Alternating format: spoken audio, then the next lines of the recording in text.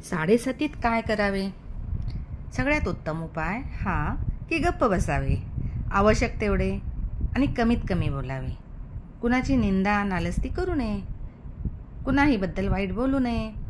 कुठल्याही व्यसनांच्या आहारी न जाता आळस झटकून कामाला लागावे. घरातील वडीलधाऱ्यांचा मान ठेवावा. शनी हा वृद्ध ग्रह आहे, त्यामुळे वृद्ध माणसांची सेवा करावी.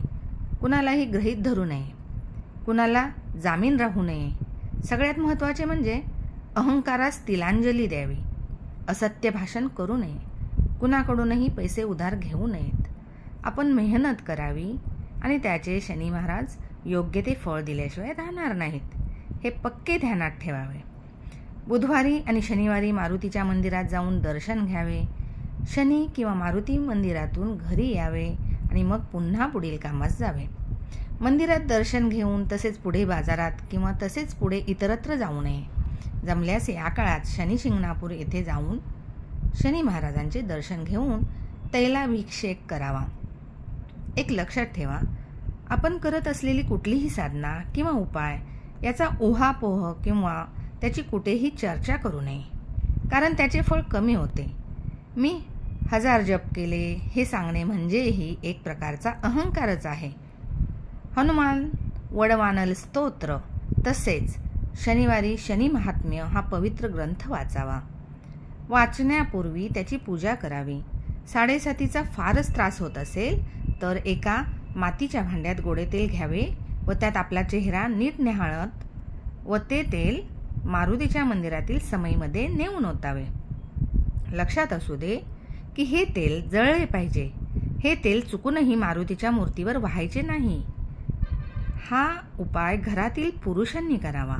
असे 3 शनिवार करावे, म्हणजे आपल्याला जर कुणालाही पीडा असेल तर ती जाईल.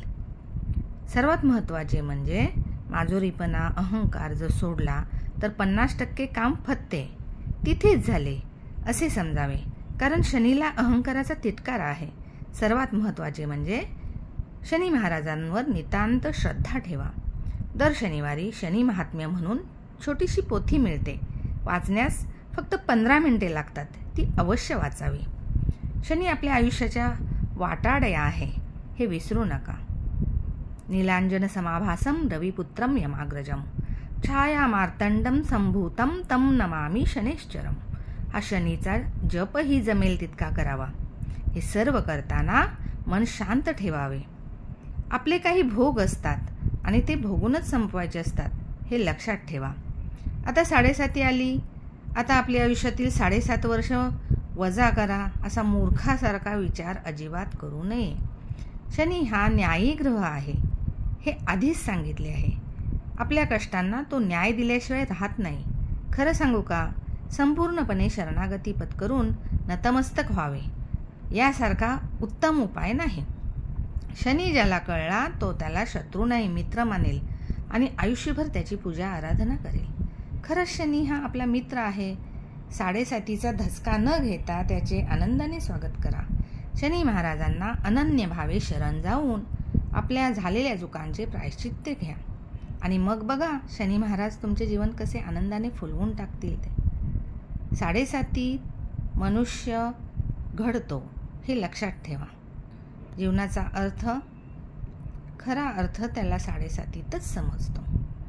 चला तर मग आज शनीबद्दलचे सगळे गैरसमज दूर झाले का? मनातील मरगळ झटकून नवीन उत्साहाने कामाला लागूयात. आपणा सर्वांवर शनिदेवाची सदैव कृपादृष्टी राहो. तसेच तुम्हा सर्वांचे जीवन आनंदाने उजळून निघू. शनी महाराजांच्या चरणी प्रार्थना.